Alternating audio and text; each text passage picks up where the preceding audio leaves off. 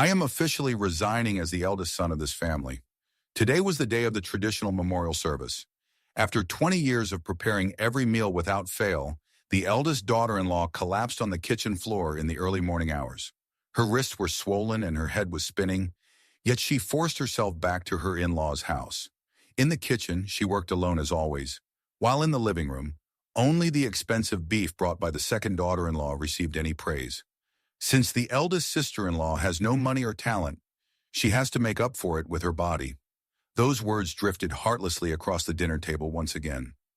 In Gusungan, her husband remembered the secret diary hidden in his pocket, the record of a woman that no one had bothered to read for 20 years. At that moment, he decided he would no longer remain silent. Why did he stop right in front of the memorial altar? And what is he about to say? Thank you for visiting our channel for these heartfelt stories. Before we begin, please subscribe and like this video, and let us know in the comments where you are listening from so we can send our warmest wishes your way. Now let us begin today's story. The winter wind howled through the narrow cobblestone streets of Providence, Rhode Island, carrying the sharp scent of the Atlantic and a frost that seemed to settle into the very bones of the city.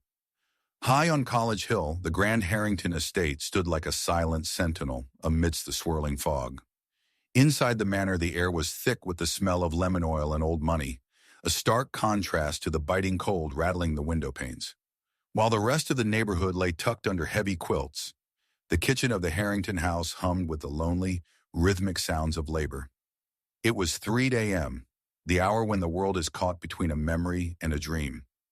Evelyn sat at the expansive oak island, her slender frame swathed in an oversized cardigan that had seen better days. Her hands, once delicate and agile, were now mapped with the faint scars of 1,000 kitchen mishaps and the redness of constant scrubbing. Before her lay the Harrington silver, a massive ornate collection of candelabras, serving trays, and gravy boats that had been passed down through generations. Each piece required a meticulous touch to meet the exacting standards of the upcoming ceremony. Evelyn, a woman in her mid-40s with a gentle, patient face and eyes that held the depth of a quiet ocean. Originally from a lineage that valued art and music, she had spent the last 20 years molding herself into the perfect pillar of a traditional American high society family. This was no ordinary gathering. Today marked the 20th anniversary of the passing of the Harrington patriarch, a man whose legacy weighed heavily on the halls of this house. For 2 decades, Evelyn had been the invisible architect of every memorial, every Thanksgiving, and every stifling formal dinner. She was the one who knew exactly how the napkins should be pressed and which silver polish left the fewest streaks. "Just a few more, Bear," Evelyn whispered, her voice barely a thread in the vast shadowed kitchen. At her feet, a massive, scruffy shadow shifted. Bear, a senior golden retriever with a face turned almost entirely white with age, let out a soft, sympathetic huff. He was the only other soul awake, his cloudy eyes fixed on Evelyn with a devotion that the humans in the house had long since forgotten to show. Bear didn't care about the polish of the silver. He only cared about the weary woman who shared her crusts of toast with him. As Evelyn rubbed a heavy cloth against a tarnished silver tray, the repetitive motion pulled her mind backward, drifting through the fog of time to a different life. She remembered a stage in a sun-drenched conservatory, the smell of rosin and aged wood, and the weight of a violin tucked under her chin. She had been a rising star, a woman whose music could make an audience hold its breath. She remembered the day she met Samuel, and the whirlwind of romance that had brought her to this drafty, dignified house in Providence. At the time, giving up her beau had felt like a noble sacrifice for love. Beatrice, her mother-in-law, had made it clear from the start. A Harrington wife was a patron of the arts, not a performer. A wife's duty was to ensure the brilliance of the family name, not the brilliance of her own solo. Evelyn's thumb traced the intricate engravings on the tray. She hadn't touched her violin in years. The calluses on her fingertips were no longer from steel strings, but from hot pans and garden soil. A quiet, hollow ache blossomed in her chest, a familiar guest she usually managed to usher away with a long list of chores. The kitchen clock ticked, a cold, mechanical heartbeat. The silver was done, but the heavy ceramic platters for the morning's catering were still perched on the highest shelves of the pantry. Evelyn stood up, her knees popping in the silence. A wave of dizziness washed over her, making the floor tilt momentarily. She gripped the edge of the island, waiting for her pulse to steady. She had been pushing herself too hard, between her secret part-time shifts at the local laundry to cover the extra expenses Beatrice refused to fund, and the grueling preparations for this anniversary. Evelyn had barely slept 4 hours in the last 3 days. But the Harringtons did not accept excuses. To them, Evelyn was like the plumbing or the heating, expected to function perfectly without ever being noticed. "Almost there," she murmured, more to herself than to the dog. She walked into the walk-in pantry, the air here even colder. The large porcelain tureen, the centerpiece for the morning soup, sat on the top shelf.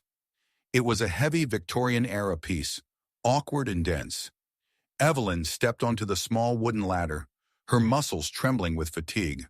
As she reached up, her fingers grazing the cool glaze of the ceramic, a sudden, sharp pain spiked behind her eyes. It was as if the frosted air of Providence had suddenly surged into her skull. The lights in the pantry flickered, then began to spin in a sickening kaleidoscope of yellow and black. She felt the tureen slip. She tried to tighten her grip, but her arms felt like they belonged to someone else. Heavy, unresponsive lead. "Samuel?" she breathed, her voice failing her. The world tilted violently. The last thing Evelyn saw was the white, worried face of Bear lurching toward her, and the cold, unyielding gleam of the marble floor as it rose up to meet her. The heavy thud of her body echoed through the silent house, followed by the terrifying clatter of shattering ceramic. Then nothing but the sound of the winter wind whistling through the cracks in the door. The silence that followed the crash of the porcelain tureen was more deafening than the sound itself. It was a heavy, suffocating stillness that seemed to expand from the pantry, crawling up the grand staircase and into the master suite where Samuel lay in a restless sleep. Samuel stirred, his mind caught in the gears of a dream about a bridge that refused to connect. He reached out an arm, seeking the familiar warmth of his wife, but his hand met only the cool, flat surface of an empty silk sheet. The realization that Evelyn was not there was not immediate. It was a slow, creeping dread that had become a routine part of his nights. He knew she was downstairs. He knew she was always downstairs, tethered to the demands of a family name that demanded everything and gave back nothing but hollow prestige. Then came the howl. It was Bear. It wasn't the playful bark of a dog greeting the morning, but a primal, mournful wail that shattered the frost-tipped quiet of the manor.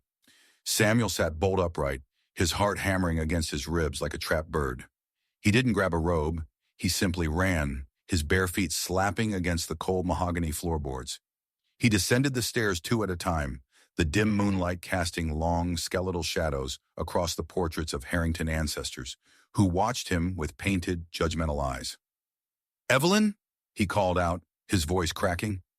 "Evelyn, where are you?"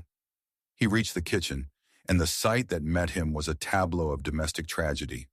The ornate porcelain tureen lay in 1,000 jagged shards, scattered like broken promises across the marble. And there, amidst the debris, lay Evelyn. She looked smaller than he remembered, a frail bird fallen from a high nest. Bear was nudging her shoulder with his wet nose, his tail tucked between his legs, let out a low, vibrating whimper. Samuel dropped to his knees, his hands trembling as he reached for her neck to find a pulse. It was there, thready and fast, like a distant drumbeat. "Oh God, Evelyn, wake up. Please, wake up." "What on earth is that dreadful racket?" The voice was like a shard of ice.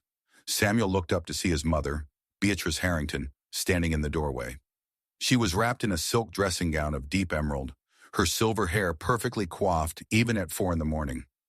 At 75, Beatrice was the undisputed sovereign of the household, a woman who viewed emotions as a form of untidiness.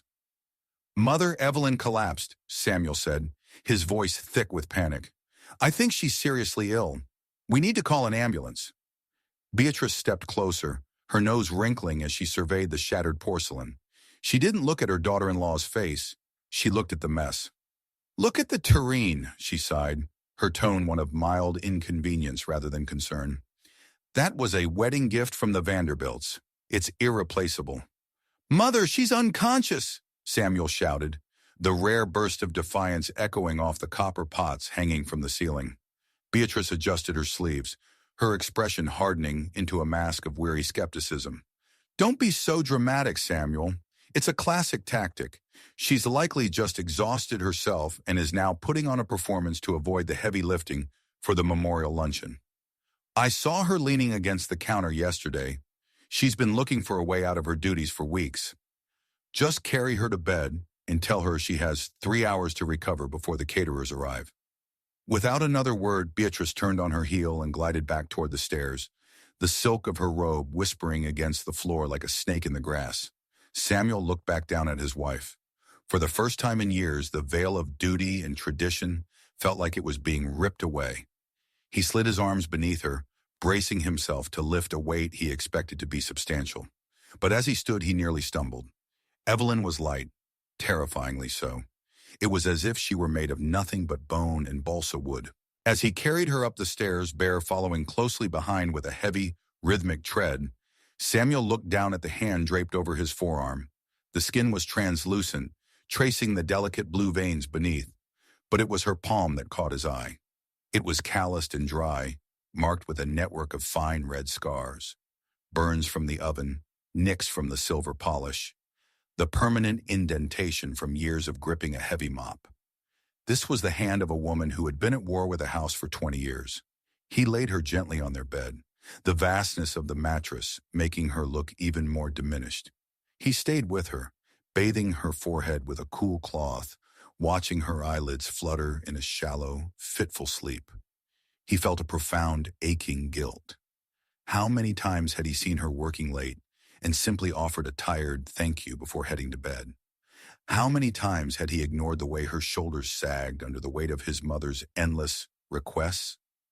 As the first gray light of a Providence dawn began to bleed through the heavy velvet curtains, Samuel moved to tuck the duvet more securely around her. As he smoothed the mattress near her pillow, his hand brushed against something hard and unfamiliar, tucked deep beneath the edge of the mattress. He pulled it out. It was a small, tattered notebook, its cover wrapped in faded violet velvet. The edges were frayed, and the ribbon marker was stained. He hesitated.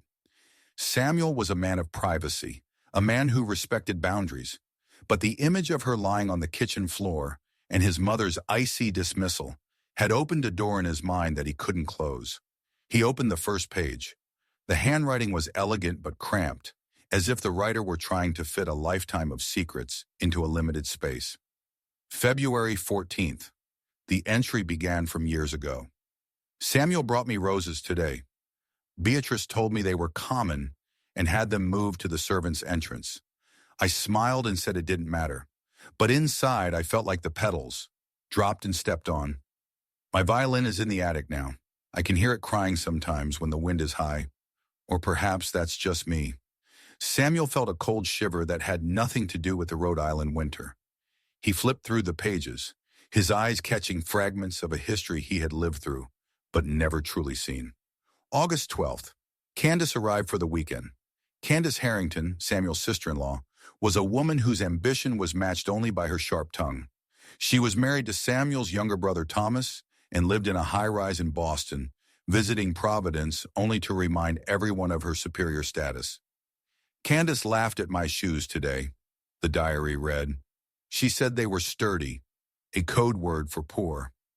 She asked why I don't hire a decorator for the gala. I couldn't tell her that Beatrice had cut the household budget again to pay for Thomas's new boat. So I spent the night sewing the drapes myself. My fingers are bleeding, but the silk is beautiful. Samuel's breath hitched. He turned to the most recent entries, the ink fresher, the handwriting more hurried. January 20th. I fainted in the laundry room today. No one saw. I managed to get up before the timer went off. I must keep working. The memorial is coming, and Mother wants the silver polished to a mirror shine. If I don't do it, who will? I am so tired, not the kind of tired that sleep can fix. I am tired in my soul. The final entry, written just 24 hours ago, was nearly illegible. I think I'm disappearing. I look in the mirror and I don't see the girl who played Mozart in London.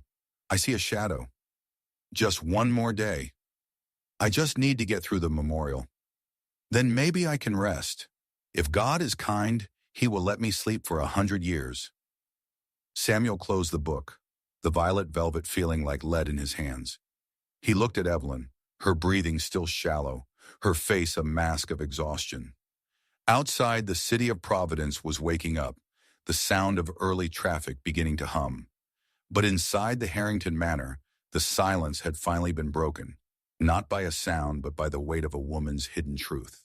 The pale light of dawn crawled across the bedroom floor, illuminating the dust motes dancing in the cold Rhode Island air. But Samuel didn't notice. He remained anchored to the armchair beside Evelyn's bed, the violet velvet diary resting heavily in his lap. His wife remained in a deep, precarious sleep, her breathing so shallow it barely stirred the duvet. Samuel turned another page, his heart thudding with a mixture of dread and a dawning, terrible clarity. The ink on the pages seemed to bleed into his own conscience. He had known his mother, Beatrice, was frugal with the household accounts, often citing the unstable market or the preservation of the Harrington estate. But the diary revealed a far more sinister reality. November 22nd, the entry read, the handwriting slanted as if written in a hurry. Beatrice told me today that there is no budget for the Thanksgiving centerpiece or the premium turkeys. She said, as a Harrington wife, I should be able to manage through grace alone. But I saw the bank statements she left on the mahogany desk, another $10,000 sent to Thomas in Boston for his club memberships. Samuel's grip tightened on the edge of the book. He continued reading, discovering the lengths to which Evelyn had gone to shield him and the family from the embarrassment of Beatrice's selective poverty. I went back to the wash and fold on Westminster Street today, Evelyn had written. The steam is stifling, and the owner, Mr. Henderson, looks at me with pity, but the cash is immediate. 8 hours of folding linens after I finish the chores at home gives me enough to buy the crystal vase Beatrice demanded for the foyer. She told the guests it was a family heirloom. I just smiled and served the tea, my back screaming for a moment of rest. Samuel felt a wave of nausea. His wife, a woman who had once played the violin for dignitaries, was scrubbing floors and folding strangers' laundry in the grimy corners of Providence just to satisfy his mother's vanity. And he, blinded by his own busy career and the comfort of her silence, had let it happen. He turned the page to an entry dated from last Easter. This was when Candace Harrington had come to visit from Boston. Candace was a woman of sharp angles and even sharper judgments, a socialite who wore her husband Thomas's fleeting success like a suit of armor. Candace spent the afternoon criticizing the hors d'oeuvres, the diary noted. She pulled me aside while I was whisking the hollandaise. She didn't realize the kitchen door was ajar, and she whispered to Thomas, I don't know why Samuel married someone so provincial.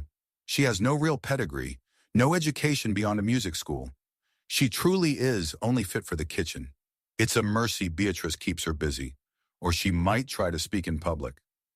The cruelty of the words hit Samuel like a physical blow. He remembered that Easter. He remembered Candace's patronizing smiles and how he had laughed off her witty remarks, thinking they were just sister-in-law banter. He hadn't seen the way Evelyn had flinched behind the steam of the stove. New characters began to populate the edges of the diary's narrative. There was Arthur, the Harringtons' longtime gardener, a man with leathery skin and kind eyes who seemed to be the only one who noticed Evelyn's decline. Arthur brought me a sprig of lilac today, Evelyn wrote in May. He told me I looked like I was carrying the weight of the hill on my shoulders. He offered to help me carry the groceries, but Beatrice saw us from the solarium and scolded him for wasting time. I felt so ashamed, not for the work, but because Arthur sees me, and my own husband looks right through me. Samuel closed his eyes, the guilt a cold weight in his stomach. He moved his gaze to Evelyn's sleeping form. Her hand, resting outside the covers, was mapped with the faint, white scars of her secret labor at the laundromat. He felt a desperate urge to wake her, to beg for forgiveness, but the doctor's warning about her exhaustion kept him still. He forced himself to read the final page, the one written just before she collapsed in the pantry. It was a single paragraph, the ink smudged as if by a fallen tear. The silver is polished. The house is ready for the ghosts of the Harringtons. My body feels like a clock that has run out of its mainspring. I am surrounded by people, yet I have never been more alone. Just once, just once in 20 years, I wish someone would walk into this kitchen, take the cloth from my hand and ask me, "Are you tired, Evelyn?" Instead of, "Is the work done yet?"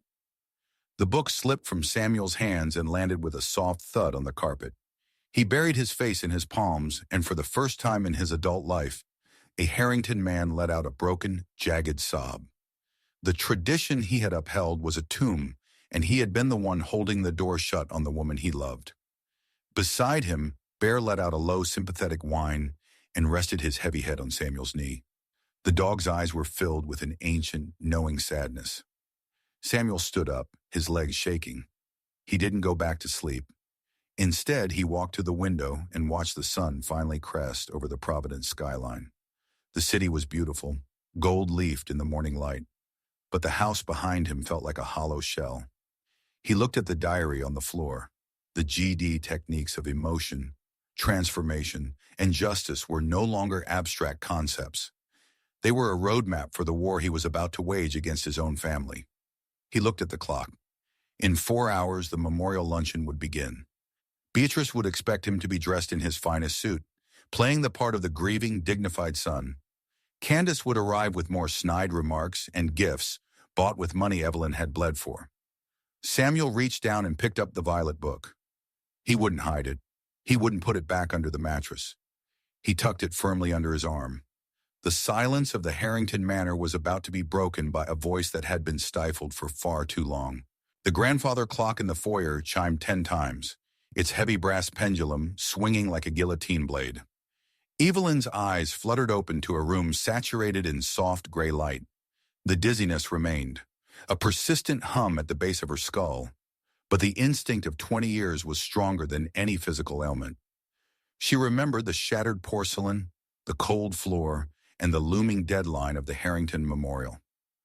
"I have to get up," she whispered, her voice like dry leaves. Samuel was gone from the bedside, but a glass of water and a small plate of toast sat on the nightstand. She ignored them. With trembling hands, she forced herself into a charcoal gray dress, the color of a mourning dove. She moved like a marionette with frayed strings, leaning against the walls for support as she descended to the kitchen. The manor was already beginning to stir. Mr. Sterling, the head of the boutique catering team Beatrice had hired to supervise Evelyn, was barked orders at 2 assistants. He was a man of immense self-importance, wearing a crisp white apron as if it were a military uniform. To him, Evelyn was merely an extra pair of hands, an unpaid servant whose presence was an inconvenience to his professional flow. "Ah, the lady of the house finally joins us," Sterling remarked without looking up from his garnish tray. "Your mother-in-law was quite adamant that the consomme be served at precisely noon. I suggest you begin the final strain, and do try not to break any more family heirlooms." Evelyn said nothing. She simply picked up a fine mesh sieve. Every movement sent a dull throb through her temples, but she worked with a ghostly efficiency. By 11:30, the grand dining hall was a sea of white linen, polished silver, and the heavy fragrance of lilies. The guests began to arrive, a parade of Providence's elite and Harrington distant cousins. Among them was Thomas Harrington, Samuel's younger brother. Thomas was a man whose charm was as thin as his bank account, possessing a frantic kind of energy that suggested he was always running from a creditor. Beside him walked Candace, her chin tilted at an angle that suggested the very air in the room wasn't quite pure enough for her lungs. "Oh, look at this spread," Thomas exclaimed, hovering near the buffet. "That roast looks magnificent. Candace, didn't you say you sourced this from that exclusive butcher in Boston?" "I did," Candace lied smoothly, smoothing her silk dress. "I spent weeks ensuring we had the finest Wagyu. I knew Evelyn would be too overwhelmed to handle the main course properly, so I took the liberty. It's the least I could do for the family legacy." Evelyn, standing near the sideboard with a heavy tray of crystal stemware, felt a hollow pang in her chest. She had spent 6 hours the previous day brining and prepping that meat, sourced from a local farm she had visited personally to save on costs. Candace had simply arrived an hour ago and handed a business card to Beatrice, claiming the credit. The luncheon proceeded like a well-rehearsed play. The guests laughed and toasted to the memory of the Harrington patriarch, their voices rising in a cacophony of self-congratulation. Samuel sat at the head of the table, his face a mask of unreadable stone. He didn't eat. His eyes followed Evelyn as she moved around the table, pouring wine and clearing plates. Evelyn felt like a phantom. She drifted between the chairs, unnoticed and unthanked. She watched Beatrice hold court, telling stories of Harrington greatness while conveniently omitting the woman who kept the mansion breathing. To these people, Evelyn wasn't a person. She was a feature of the house, as stationary and silent as the wallpaper. She retreated to the shadows near the velvet curtains, her breath hitching. Her legs felt like they were made of water. She watched the light catch the silver she had polished until her fingers bled at 3 a.m. In that moment, the realization from her diary hit her with renewed force. She was a ghost haunting her own life. Candace stood up, her glass of dark, expensive Cabernet held aloft. "A toast," she cried, "to the Harrington tradition and to the strength of those who carry it." As Candace sat back down, her elbow caught the edge of a dessert spoon. She lurched to steady herself just as Evelyn was passing behind her with a fresh bottle of wine. The collision was sharp. Candace's glass tilted, the deep red liquid splashing across the front of her cream-colored designer dress, and a significant portion drenching Evelyn's gray dress. The room went silent. The only sound was the drip-drip of wine onto the Persian rug. "My dress!" Candace shrieked, her face contorting into a mask of fury. She turned on Evelyn, her voice rising to a shrill pitch that sliced through the room. "You clumsy provincial fool, do you have any idea what this costs? It's a bespoke piece from Milan. You've always been useless, Evelyn, but this is beyond the pale." Beatrice stood up, her eyes flashing with cold fire. "Evelyn, I told you to stay in the kitchen if you couldn't maintain your composure. You've ruined the entire atmosphere. Look at the mess you've made of Candace." Evelyn stood frozen, the cold, wet wine seeping through her fabric, chilling her skin. She looked at Beatrice, then at Candace, who was dabbing at her dress with a linen napkin as if she were cleaning a crime scene. No one asked if Evelyn was hurt. No one noticed that she was swaying on her feet, her face as white as the lilies on the table. I am sorry," Evelyn whispered, her voice trembling. "Sorry isn't enough," Candace snapped, tossing the soiled napkin toward Evelyn's feet. "You're just like the help, aren't you? Always fumbling. Mother was right. You only belong in the kitchen where you can't be seen." Samuel's chair scraped loudly against the floorboards. The sound was like a gunshot. He stood up, his hand reaching into the breast pocket of his blazer. He didn't look at Candace. He didn't look at his mother. His gaze was fixed on Evelyn, who looked as though she might shatter into 1,000 pieces right there in the dining hall. The air in the room grew heavy, charged with a sudden electric tension. The ghosts of the Harringtons seemed to hold their breath as Samuel stepped away from the table, walking toward his drenched, trembling wife. The dining hall, once filled with the clinking of silver and the hum of self-important chatter, fell into a vacuum of silence so absolute it felt physical. All eyes were fixed on Samuel as he walked toward Evelyn. He didn't offer her a napkin, and he didn't apologize to Candace for the ruined dress. Instead, he took his wife's trembling, wine-stained hand and pulled her gently but firmly toward the center of the room. "Samuel, what is the meaning of this?" Beatrice's voice was a sharp crack of a whip. "Take your wife to the kitchen and deal with this mess privately. You are making a scene." Samuel turned to look at his mother.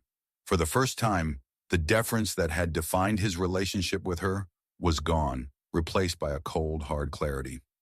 "No, Mother," he said, his voice quiet but carrying to every corner of the room. "The scene was made 20 years ago. We are just finally acknowledging it." He reached into his jacket and pulled out the violet velvet diary. Evelyn's breath hitched, a small, broken sound. She reached out a hand to stop him, her eyes wide with a mix of terror and shame. But Samuel held the book tight. "This," Samuel announced, holding the diary aloft so every cousin, aunt, and Harrington associate could see it, "is the true history of this house. It isn't written in the ledgers or engraved on the silver. It's written in my wife's blood and exhaustion." "Samuel, stop this instant." Beatrice stood up, her face flushed with a rare, unsightly anger. "That is private property. It is undignified." Samuel ignored her. He opened the book to a dog-eared page and began to read. His voice was steady, resonant, filling the hall like a funeral oration. December 24th, he read. Samuel thinks the New Year's gala is funded by the family trust. He doesn't know that Beatrice stopped my allowance months ago to pay for Thomas's gambling debts in Boston. I spent tonight at the laundromat, folding heavy linens until my fingernails bled, just so I could buy the imported champagne Beatrice insisted on. I told Samuel I was just tired from the winter air. I don't want him to know the price of his mother's pride. A collective gasp rippled through the room. Thomas, who had been smugly sipping his wine, suddenly looked at his plate, his face turning a sickly shade of gray. Aunt Agatha, the oldest living Harrington and a woman known for her brutal honesty and sharp eyes, leaned forward, her silver-topped cane clicking against the floor. She had always suspected the household was a house of cards, but the reality was far grimmer than she imagined. Samuel flipped the page. And here, an entry regarding our dear Candace. Candace's face drained of color. She opened her mouth to protest, but Samuel's gaze cut her off. April 15th, he continued. Candace told the guests that I am provincial and uneducated. She said I was a mercy case for the Harringtons. I wonder if she knows that while she was mocking my lack of pedigree, I was in the kitchen mending her silk stockings because she's too refined to do it herself. I am the invisible glue holding their vanity together, and yet I am the only one they treat with contempt. That's enough, Beatrice screamed, slamming her hand onto the table. I will not have this family dragged through the mud by a disgruntled woman's scribblings. Samuel, put that book away or leave this house. Samuel looked at his mother, really looked at her, and saw the hollow shell of a woman who valued a name more than a human soul. He looked at the wine dripping from Evelyn's dress, the wine that Candace had spilled while calling her a fool. He looked at Evelyn's scarred hands, the hands of a violinist who had been forced to become a scullery maid. You want to talk about the Harrington honor, Mother?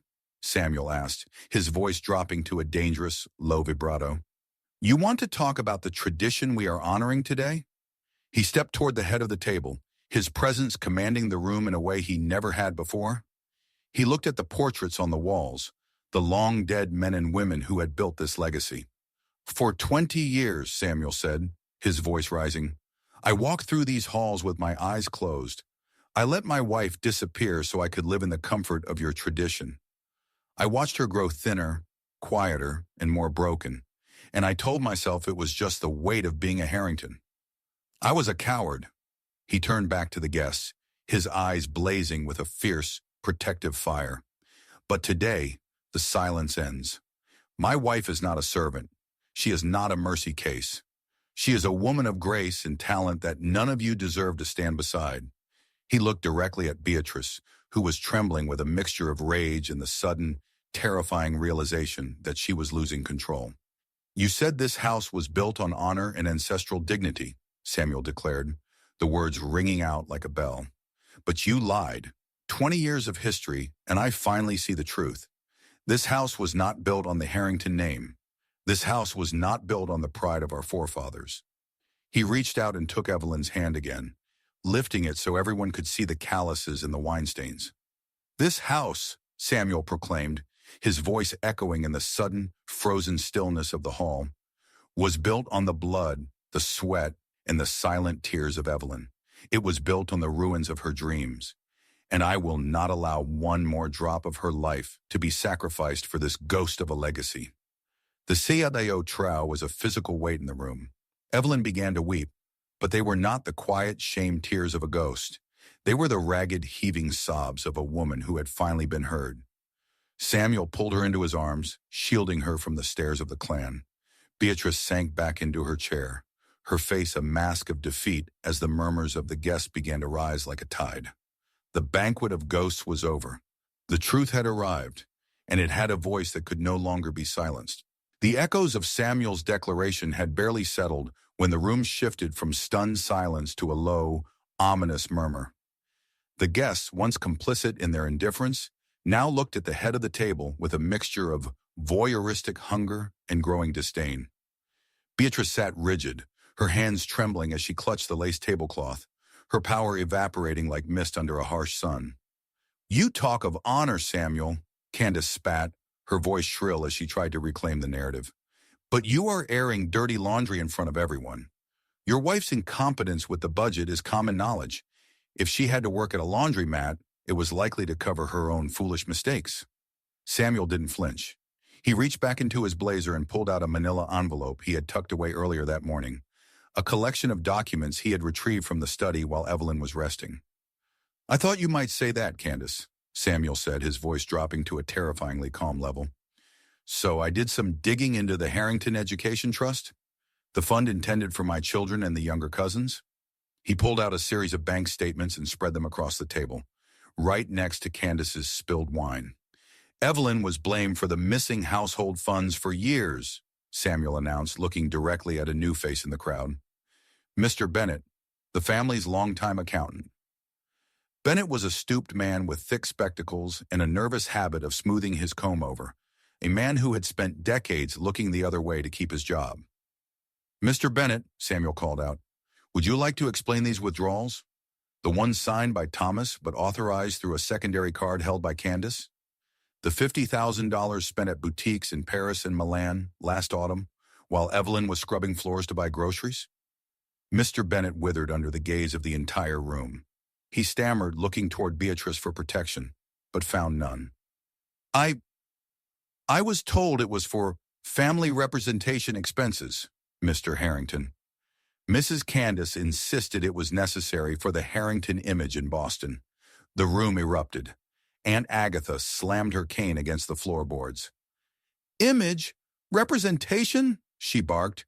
You stole from the children's future to dress yourself in silk while this woman bled for your comfort?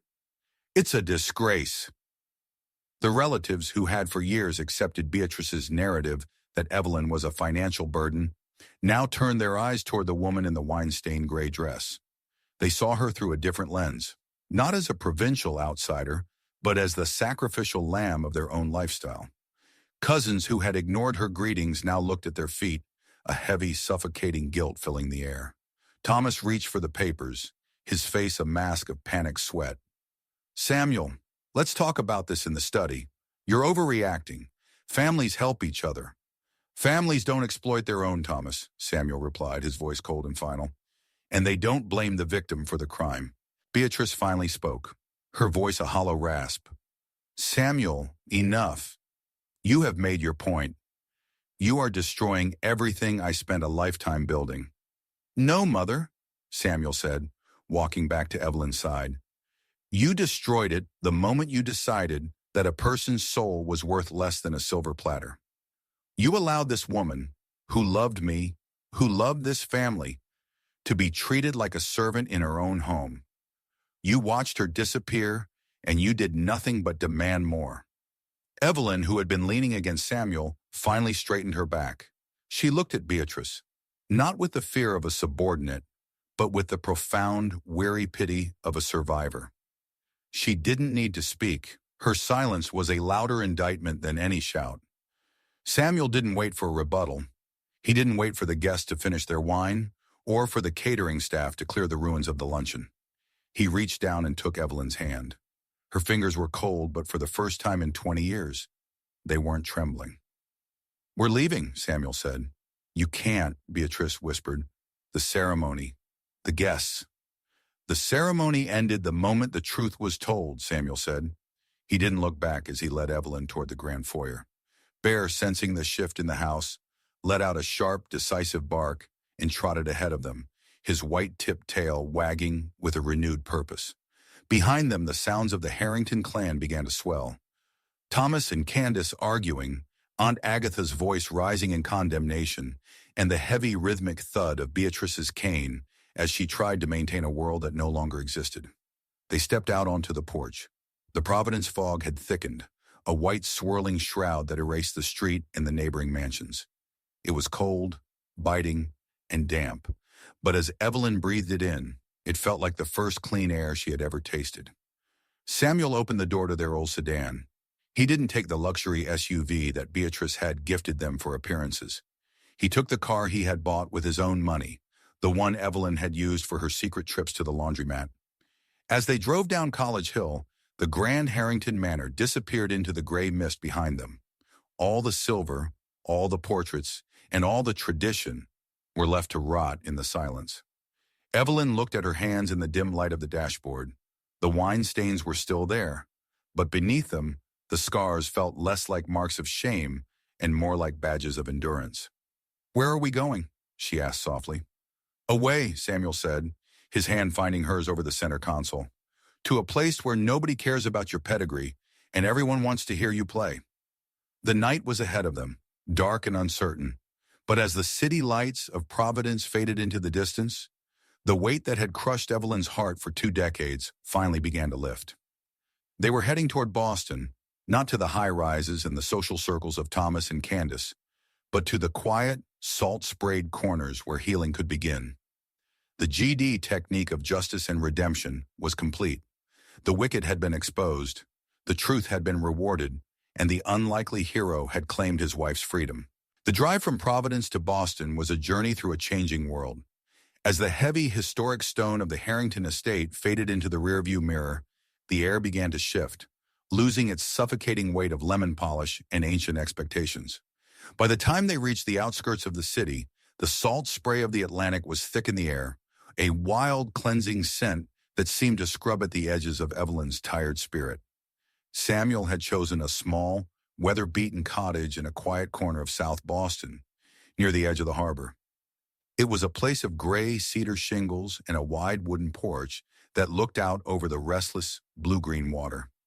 It was a far cry from the marble halls of Providence, but as the tires of their sedan crunched over the gravel driveway, Evelyn felt a strange, humming warmth in her chest. "It's not a manor," Samuel said, his voice soft as he cut the engine. "But it's ours. No ghosts, no silver to polish, and no budgets to manage for people who don't love you." Evelyn stepped out of the car, her legs still feeling slightly unsteady, but the ground here felt solid. Bear leaped out from the back seat, his white face tilted toward the wind, let out a joyful, deep-throated bark. He didn't wait for permission. He simply bounded toward the patch of tall seagrass near the porch, finally free to be a dog instead of a house ornament. Waiting for them at the porch was Mrs. Gable, the neighbor from the cottage next door. She was a woman in her late 60s with a face like a dried apple, wrinkled, sweet, and incredibly sturdy. She wore a thick wool cardigan and held a steaming pot of tea. "You must be the new arrivals," Mrs. Gable said, her voice a hearty rasp. "I'm Martha Gable. I saw the lights were on and thought you'd need something to chase away the sea chill. The house has been empty too long. It needs some life in it." For the first time in 20 years, Evelyn was greeted not with a critique of her appearance or a list of demands, but with a simple, human kindness. She took the tea, her fingers brushing Mrs. Gable's rough, warm hand. "Thank you," Evelyn whispered. "We've traveled a long way." The first few days in Boston were a blur of deep, heavy sleep. Evelyn slept in a bed with cotton sheets that smelled of sunshine instead of silk, and she woke up only when her body felt like it. Samuel was a constant, quiet presence. He spent his days arranging their new, simpler life and his evenings sitting on the porch with her, watching the ships move like glowing embers across the dark harbor. One Tuesday morning, after Evelyn had finished a slow breakfast, Samuel walked into the living room carrying a long, slender case made of dark, polished wood. He looked nervous, his fingers tapping against the brass latches. "I've been holding on to a secret," Samuel said, setting the case on the coffee table. "A year ago, I started a private savings account. I told myself it was for a family emergency, but after I read your diary, I realized the emergency had been happening for 20 years.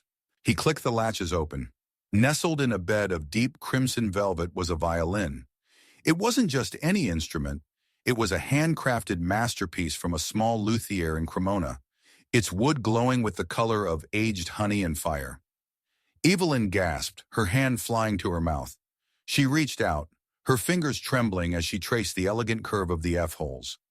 The scent of rosin and old spruce filled her senses, a memory of a girl who had once played Mozart in a sun-drenched conservatory. You bought this for me?" she asked, her voice breaking. "Samuel, this must have cost a fortune." It cost exactly what I was going to donate to the Harrington Foundation this year, Samuel said firmly. I decided your soul was a better investment than a bronze plaque in a library you're not even invited to. Evelyn lifted the violin. It felt light, yet incredibly powerful, as if it were vibrating with a song that had been waiting for her to find it. She tucked it under her chin. The familiar weight sent a jolt through her system. She picked up the bow, her calloused fingertips feeling the tension of the horsehair. She drew the bow across the strings. The first note was a jagged, terrified scratch. Evelyn winced, her shoulders hunching. 20 years of scrubbing floors and polishing silver had stiffened her joints and dulled her muscle memory. She tried again. Another rough, discordant sound. I can't, she cried, setting the bow down. I've lost it, Samuel. I'm just a woman who folds laundry and stirs soup. The music is gone. It's not gone, Evelyn, Samuel said, kneeling beside her. It's just buried. You spent 20 years playing a part you hated. Give yourself time to learn the part you love. Every day after that, Evelyn practiced. At first, she could only play for 10 minutes before the ache in her hands became too much. The notes were shaky, like a child learning to walk. But slowly, the red scars on her palms began to soften, and the dexterity returned to her fingers. She practiced as the fog rolled in over the harbor. She practiced as the gulls shrieked over the pier. Mrs. Gable would often sit on her own porch, knitting in silence, listening to the progression from broken scales to fragments of Vivaldi. One evening, as the sun was setting in a bruise of purple and gold over the Boston skyline, Evelyn found herself playing a piece she hadn't thought of in decades. Massenet's Meditation. The music flowed out of the cottage, a long lyrical prayer that seemed to weave itself into the sound of the waves hitting the rocks below. As she played, a realization began to settle into her bones. For 2 decades, she had believed her worth was tied to Beatrice's approval, to Candace's recognition, and to the Harrington name. She had thought that if she just worked hard enough, if she was perfect enough, they would finally see her. But as the final note faded into the salty air, Evelyn realized that the ghosts of Providence had no power here. She didn't need Beatrice to tell her she was elegant. She didn't need Candace to validate her education. She didn't need a manner to feel like a queen. She looked at her hands. They were still scarred, but they were holding a bow instead of a mop. She looked at Samuel, who was watching her with tears in his eyes. She was no longer a Harrington servant. She was Evelyn, a woman, an artist, a survivor. The transformation was not in the house or the violin, but in the quiet strength that now anchored her heart. She was whole, and for the first time in her life, she was enough just as she was. The golden hour in Boston possessed a different clarity than the gray mists of Providence. Here the sun dipped toward the horizon, not as a fading light, but as a brush dipping into a palette of fire and amber, painting the harbor in strokes of brilliant copper. On this particular evening, a small community center near the South Boston Pier was buzzing with a quiet, expectant energy. A hand-painted sign stood by the entrance. The Resonant Heart, a musical evening for the unheard. Inside, the room was filled with women whose stories were etched into the lines of their faces. Nurses, waitresses, mothers, and widows. Many of them were invisible women, the ones who kept the city moving while rarely being seen. Among them sat Elena, a young woman with weary eyes and ink-stained fingers who worked 3 jobs to support her siblings. She had met Evelyn at the local grocery store months ago, and it was Elena's story of stifled ambition that had inspired Evelyn to organize this night. Evelyn stood backstage, adjusting the tuning pegs of her violin. Her hands were no longer the trembling, scarred instruments of a servant. They were strong, the skin supple, and the muscles disciplined by a year of purposeful practice. She wore a simple dress of midnight blue, not because Beatrice had chosen it, but because it reminded her of the deep ocean she now loved. "Ready?" a voice whispered. Evelyn turned to see Samuel. He looked younger, the permanent crease of worry between his brows having smoothed away since they left College Hill. He held a bouquet of wild sea lavender, and beside him, Bear sat with a dignified wag of his white furred tail. Bear wore a festive red bandana, looking less like a weary shadow and more like a proud guardian. "I am," Evelyn said, smiling. For the first time, I'm not playing to meet a standard. I'm playing to tell a story.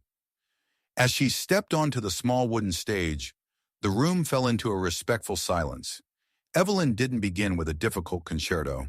Instead, she looked at the women in the audience, at Elena, at Mrs. Gable in the front row, and began to speak. She told them about the 20 years of silence, the silver polish, and the laundromat.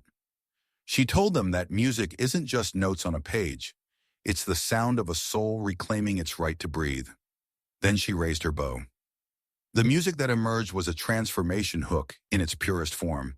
It began with a low, mournful lament that spoke of the cold Providence winters and the weight of a name. But as the tempo shifted, the melody grew wings. It became a soaring, defiant anthem that mirrored the salt spray and the Boston wind.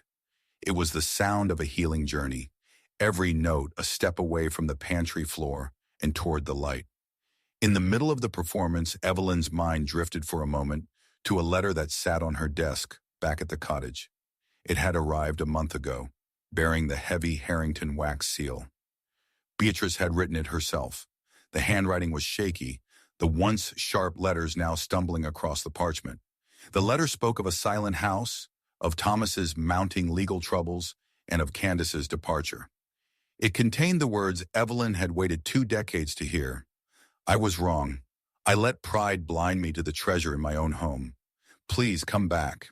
Evelyn had read it once, then tucked it away. She felt no malice, no burning desire for revenge. The justice and redemption she sought had already been achieved the night they drove away in the fog. She had chosen to forgive Beatrice, not because the older woman deserved it, but because Evelyn deserved the peace that came with letting go. She would not return to the manor. The ghost could keep the silver. She had the song. As the sun began to set, casting long crimson shadows through the tall windows of the center, Evelyn reached the climax of her piece. She closed her eyes, feeling the vibration of the wood against her collarbone. She wasn't just an unlikely hero who had escaped a gilded cage. She was a woman who had found the silent voice that transcends language. The final note hung in the air, shimmering like the light on the water. There was a long moment of silence before the room erupted into applause. It wasn't the polite, distant clapping of the Providence elite. It was the thunderous, tearful gratitude of people who had felt the music in their bones. Elena was standing, her eyes bright with a new kind of fire. Mrs. Gable was nodding, a slow, knowing smile on her face. Evelyn lowered her violin and looked at Samuel. He was clapping the loudest, his eyes fixed on her with a faith that had been restored through their shared struggle. Bear let out a joyous bark, his tail thumping against the floor like a drum. Evelyn walked to the edge of the stage and looked out at the harbor. The sky was a riot of orange, pink, and deep violet. For 20 years, she had been a shadow, a servant, a ghost. But as the applause washed over her, she realized she was finally home. Not in a house, but in herself. She was Evelyn Harrington. No, she was simply Evelyn. And her melody was just beginning. Through the story of Evelyn, we are reminded that our worth is never defined by how much we can endure in silence, but by the courage we find to speak our truth. A life built on the expectations of others is but a hollow shell. True fulfillment begins only when we reclaim our own voice and honor the dreams we once set aside. Kindness should never be a one-way street of sacrifice, and no tradition is worth the price of a human soul. Remember, it is never too late to pick up your violin and play the melody you were always meant to share. If this story touched your heart, please like and share it to bring light to someone else who may be suffering in silence. Comment below with your thoughts and subscribe to our channel to join a community built on love, respect, and growth. May the Creator watch over you and your loved ones. May He give you the strength to stand tall in the face of injustice and the grace to find peace in your own healing journey. If you believe that God still performs miracles and leads us to the light, please write Amen in the comments.